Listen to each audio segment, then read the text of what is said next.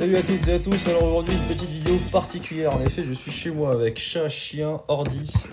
Je viens de faire un montage de mes 9 derniers trous au TLS, tournoi Land Solidarité. Donc un tournoi pro auquel j'ai participé il y a 2 semaines, donc dans les Landes.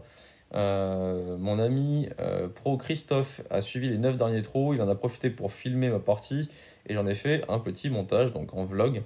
Je vais le commenter entre guillemets en direct avec vous, en le regardant en même temps sur l'ordi, pour que vous puissiez savoir ce qui se passe dans la tête d'un pro dans ces conditions. Et quelles conditions, puisque je vais vous poser un petit peu le cadre. Donc j'ai bien joué le premier jour, j'ai mal joué pardon le premier jour à Moliette, j'ai bien joué le lendemain à Osgore, et là c'est le dernier jour.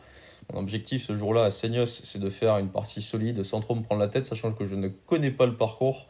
Donc là c'est l'aller, j'ai commencé par le retour, et pour que vous puissiez comprendre un petit peu ce qui va se passer ensuite, puisque une partie de golf évidemment tout découle de ce qui s'est passé aussi un petit peu avant dans l'état d'esprit, etc. J'ai passé mes 9 premiers trous, donc le retour en plus 5, en ne ratant quasiment aucun coup, donc, parce que je ne connais pas le parcours tout simplement. Donc pour faire simple, j'ai fait un bogey sur mon tout premier trou, sur le trou numéro 10, en visant à droite du drapeau sans savoir qu'il y avait un bunker puisque le green est en aveugle. Ensuite j'ai pris un 3 putt à 4 mètres sur un green qui était rapide alors que les autres étaient lents. Donc j'étais plus 2 après 5 trous alors que j'ai putté pour birdie sur tous les trous sauf le premier trou justement où je me suis trompé de ligne, mais parce que je ne connaissais pas. Ensuite j'ai raté une mise en jeu qui m'a coûté un double bogey parce qu'elle a fini hors limite, mais j'étais pas à l'aise du fait de ne pas connaître le parcours encore une fois. Et ensuite j'ai un peu trop margé sur un coup, j'ai raté mon chip, j'ai fait un bogey. Résultat, je me suis retrouvé à plus 5 sur mes 9 premiers trous qui étaient le retour, donc avec la sensation de bien jouer au golf. Donc en fait j'arrive au départ du premier trou, je vois Christophe, et je sais qu'à ce moment-là je joue pas trop mal, donc je me dis dans ma tête, bon plus 5 évidemment pour rattraper ça c'est quand même compliqué, mais sait-on jamais, peut-être qu'avec une bonne frappe de balle comme je l'ai et moins d'erreurs stratégiques, je vais peut-être réussir à ramener un score plutôt potable. Donc là voilà, j'arrive dans cet état d'esprit au départ du premier trou, et voilà, donc c'est parti, je vais lancer la vidéo. Allez. Donc, le trou numéro 1, c'est un par 4 de 409 mètres. Il y a en limite à droite, je le sais, la plupart des joueurs s'alignent à gauche, s'appuient à gauche et font un fade. Donc moi, c'est ce que je vais essayer de faire. Donc là, je vais m'appuyer à gauche, je vais taper un bon drive qui va malheureusement prendre un tout petit fade au lieu de prendre un fade comme je l'avais prévu de 8-10 mètres, il en prend que 3-4. Résultat, je finis dans le rough de gauche. Je ne suis pas très bien placé, j'ai les branches qui me gênent, néanmoins le fairway est en descente, donc là à ce moment-là je fais une balle un peu basse et je la laisse rouler. Et je vous laisse écouter ce qui se passe puisque c'est un coup quand même pas mal. Ouh, virgule, mec. Voilà. Donc j'ai failli rentrer mon coup de fer en fait tout simplement. Donc plutôt drôle. Elle a fait virgule sur le trou pour eagle, donc j'ai un putt pour birdie, le premier de la journée, à peu près 1m80 du drapeau. Un putt pas très compliqué, mais bon, faut quand même le faire quoi. Donc là, j'ai Ouais, fait un bon superbe. putt solide qui finit plein trou et ça fait un birdie pour revenir à plus 4. Donc là, je me remets dans un mood plutôt cool. J'arrive au trou numéro 2, un par 4 de 298 mètres avec un départ pas très compliqué puisqu'on a un fer en main. Le fairway est assez large, mais normalement il faut quand même la mettre sur le fairway parce que les greens, vous allez le voir, enfin on le voit d'ici, est en île, en presqu'île. Donc si on rate sa mise en jeu, ça devient vite dangereux. Donc je mets un coup de fer 4 si je ne me trompe pas, ou fer 3, je sais plus, sur le fairway. De là, il me reste 114 mètres au drapeau qui est quand même collé à droite dans la languette qui est assez proche de l'eau. Donc je marge un petit peu à gauche, 5-6 mètres à gauche pour être certain de ne pas finir dans l'eau tout simplement. Je mets un bon coup à hauteur à gauche et j'ai un putt d'à peu près 4,50 m ou 5 mètres pour le birdie. Un putt pas forcément si simple que ça parce que rapide. Je le putt bien. C'est un petit droit de gauche et malheureusement il lui manque un tout petit peu de vitesse, elle va se mettre un tout petit peu courte à gauche. Je fais donc le par, ça reste un trou solide. Donc je suis toujours à -1 sur ces 9 trous là et à +4 sur le tournoi. On arrive au 3, un par 4 pas facile de 368 mètres. Donc là les mises en jeu est super galère. Je tape un bois 3 en fade par la gauche. Elle est sur le fairway, par contre elle est très mal tapée, enfin elle est très mal tapée. J'ai tellement voulu faire un fade, j'ai tellement margé à gauche que j'ai fait un push fade, donc en fait la balle est partie très haute avec beaucoup de spin, elle n'a pas avancé. Donc il me reste un coup vachement long en fait, il me reste quasiment 160 mètres au drapeau, le green est à double plateau et le drapeau se trouve sur le plateau du fond. Donc là j'ai pas de faire 7 dans mon sac, il faut pas être long, Donc je prends mon fer 8 et je la fracasse. Donc là je fais un super coup, certainement l'un des plus beaux coups de ma journée, qui va terminer donc sa course pas trop loin du drapeau, à peu près 3,50 m, sur le bon plateau. Donc j'ai ce putt pour birdie en montée. Manque de peau, toute la partie je me suis fait avoir par la lenteur des greens qui était donc plus lent que les 2 jours précédents à Osgore et à Moliette. Donc là je m'en veux un petit peu, je chouine. Parce que je sais que des occasions comme ça, c'est pas tous les jours, enfin tous les trous qu'on en a. Donc je reste à plus 4. On arrive au par 5 du trou numéro 4, 444 mètres. Donc là, la mise en jeu est vachement étroite. Il faut faire un fade. Je sais pas pourquoi je le sentais pas trop ce coup-là. Donc j'ai complètement bâclé mon drive. En fait, j'étais pas bien aligné. Ma face c'était pas assez à droite. J'avais pas de raté à droite. Résultat, j'ai raté à gauche. Donc je me retrouve dans un bunker, bien heureusement. Ce qui est quand même hors limite à gauche. Le coup depuis le bunker est pas facile. La lèvre est assez haute. Mais bon, je prends un fer 8 et le coup est pas si compliqué. Dans les bunkers de fer 8, je suis pas trop gêné généralement. Donc là, je mets un bon coup de fer 8 qui me permet de faire donc un lay-up qui va me placer à hauteur normalement de plein coup de lob wedge pour le green, ce que j'avais calculé, ce qui est le cas. Donc là, c'est un green, il faut faire attention parce que si on finit court, elle redescend en bas. Je fais un coup de lob wedge un tout petit peu gras, un tout petit peu. Dès le début, je sens qu'elle sort pas aussi forte que je le voulais, donc elle va finir un petit peu courte. Sur le green, j'ai quand même un putt pour birdie qui peut se rentrer, même si le green est très pentu, c'est pas facile à cette distance. J'ai la bonne ligne, je crois qu'elle est très bien, et là elle scotche. Mais elle scotche littéralement au green, donc j'avoue que j'ai pas trop compris. Elle s'est arrêtée net à 1 mètre du trou là. Donc pas de données pour le par, je reste à plus 4. On arrive au par 3 du trou numéro 5, 132 mètres en descente. Je tape un coup de pitch, je le tape pas à fond parce que mes partenaires de jeu ce jour-là ont fait 2 mauvais contacts. Ils ont joué avant moi, ils ont fini court. Je me suis dit qu'en la tapant normalement ça suffirait largement et en fait non, il fallait la taper assez forte. Donc j'ai fini court aussi, mais quand même plus proche. Donc voilà, souvent on est influencé par ses partenaires de jeu sur des par 3 puisqu'on regarde un petit peu ce qu'ils font et en fonction on fait notre choix quoi. Donc là j'aurais peut-être pas dû, mais en même temps ça m'a pas donné de bonnes informations du fait que ils ratent leur coup tout simplement. Alors là, gêné par une mouche, je reprends ma routine, très important. Il faut toujours reprendre sa routine lorsqu'on n'est pas complètement concentré à cause d'un truc ou d'un autre.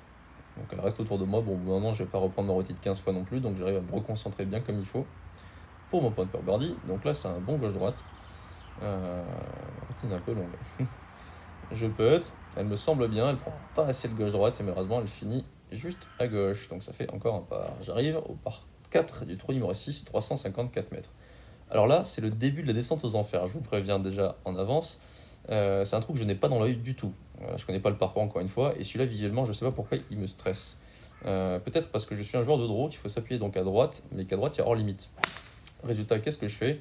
Je reste bloqué et je fais beaucoup trop de draw. Donc j'ai pas osé m'appuyer trop à droite, et le fait de bloquer mon coup, j'ai pris beaucoup trop de draw. Donc ma seconde balle, bien évidemment, elle est beaucoup mieux, parce que je la joue un peu plus en confiance. Mais voilà, c'est pas un trou que j'avais dans l'œil et vu que j'étais pas en confiance, j'aurais dû certainement taper un fer 3 et au-delà de ça, j'ai voulu assumer un bois 3. Dans la foulée, ma seconde balle était à gauche. Résultat, j'ai un coup avec les branches qui me gênent. Évidemment, je les prends parce que j'essaie quand même d'attaquer le drapeau. Je fais une bonne approche qui va finir à un peu moins de 2 mètres du drapeau. Et j'ai un putt donc de à peu près 1,40 m pour sauver mon double bogey. Voilà, tout ça est allé très vite. Voilà, ce qu'il faut retenir, c'est que quand on n'est pas en confiance, il faut changer de club. Et là, ça a été une grosse erreur. Je fais quand même le double bogey, je me concentre pour le faire, pour pas prendre trop cher, on sait jamais. Donc là, je passe à plus 1 sur les 9 trous et plus 6 total. Donc là, j'avoue que j'ai un peu les boules. On arrive au 7, un par 5 de 496 mètres. Donc là, je sais que ça roule pas. Il y a un petit peu de vent contre, donc je sais que je vais pas pouvoir attaquer en deux. Je tape un drive en fade. Petit drive en fade que j'assume. Donc celui-ci, voilà, j'ai vraiment fait attention à mes alignements. Ce qui n'a pas été le cas sur mes 2 mises en jeu ratées au 4 et au 6. Donc là, je me dis, bon, au bout d'un moment, il faut quand même être sérieux, quoi. Je sais que les effets, ils sont vachement dus à mon setup et là, j'ai pas fait gaffe. Ce coup est quand même compliqué, là, le second. Parce que si vous regardez bien, j'ai un lie en pente. Je tape un fer 5. Faut pas que je rate à gauche pour m'enfermer. Le drapeau est à gauche. Donc je sais qu'il faut que je me mette partie droite. Donc je vise partie droite, mais ma balle n'a pas pris un pet de draw du fait de la pente. Donc là, c'est pareil. J'aurais dû viser plus à gauche. Donc c'est une petite erreur, mais bon, pas trop de danger. Je suis pas si mal placé. Enfin, je suis dans le ref en pente, mais au moins j'ai un coup pour le green.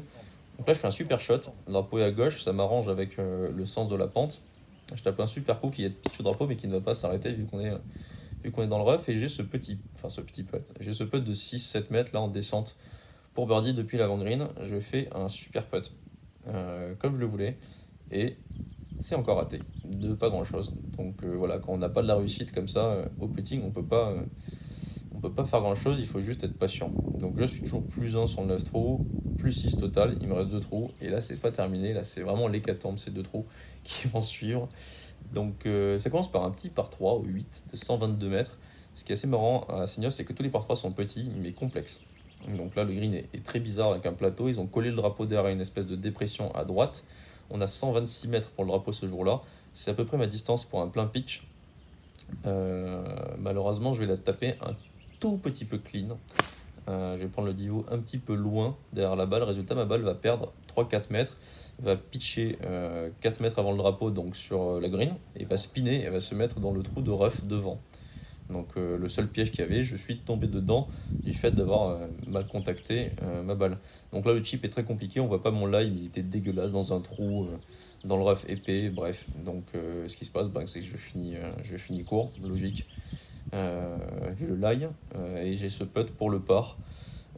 Qui, je le rappelle, est un putt pour le par à 4 mètres, alors que j'ai quand même tapé un coup pile dans l'axe avec mon pitch au départ. Donc pas trop de réussite sur ce trou, évidemment je rate le putt complètement, celui-là il était pas bien puté, je passe en dessous, et ça fait un nouveau bogey, je suis plus 2 sur le 9 trous, sans avoir la sensation d'avoir raté beaucoup de coups, encore une fois, donc un peu comme à l'aller.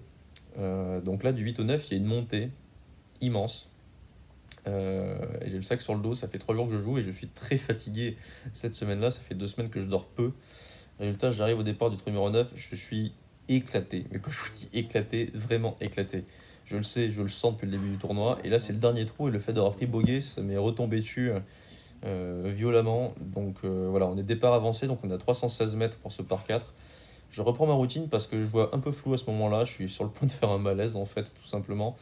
Résultat, là, je vous le dis clairement, je voyais 3 ou 4 balles au lieu d'une. J'ai plus de jambes. Et ça se voit, puisque je fais une gratte au fer 3 qui fait à peu près 100 mètres. Donc là, c'était horrible. Et je me retrouve avec un coup de 200 mètres.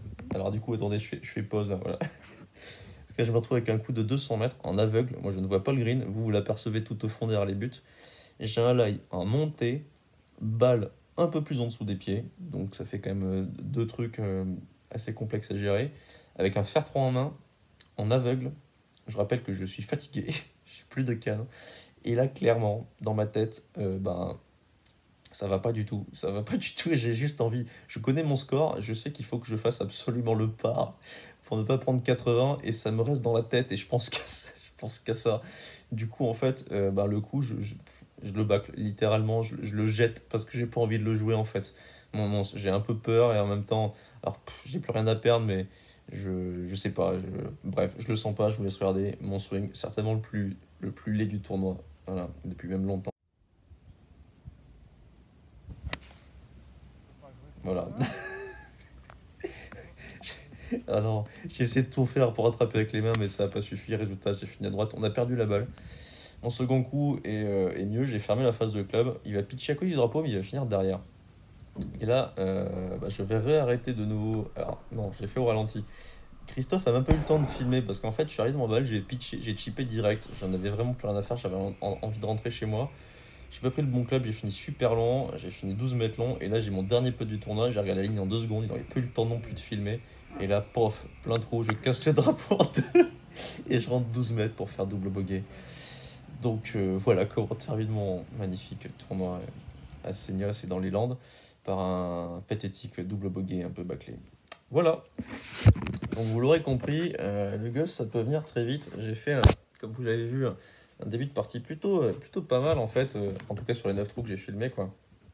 Plutôt pas mal et dans la foulée j'ai raté un coup qui m'a coûté double bogey et à partir de là ça a été beaucoup plus dur mentalement. Donc ce qu'il faut essayer de retenir, parce que je retiens du moins de ce tournoi, c'est 2 choses. Déjà il faut que je fasse beaucoup plus gaffe à mon setup parce que quand je vais faire des effets, si mes alignements ne sont pas en adéquation avec mon intention de jeu, ça peut pas fonctionner tout simplement, donc il faudra que je fasse beaucoup plus gaffe à ça dans le futur au niveau de mes alignements. Et ensuite, aussi autre chose, et ça je le sais, quand on est fatigué, on a du mal à se concentrer et à faire les coups en confiance.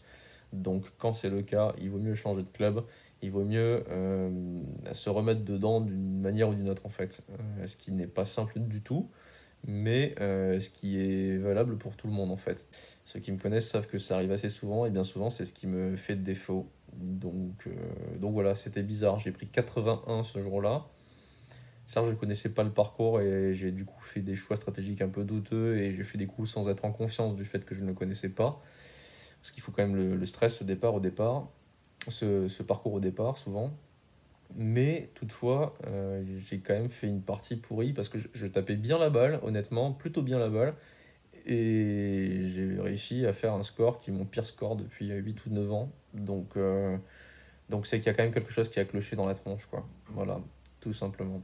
Bon, j'espère que ça vous a plu quand même. C'était un vlog un peu différent du fait de ne pas avoir des images de drone et de le faire de cette manière-là.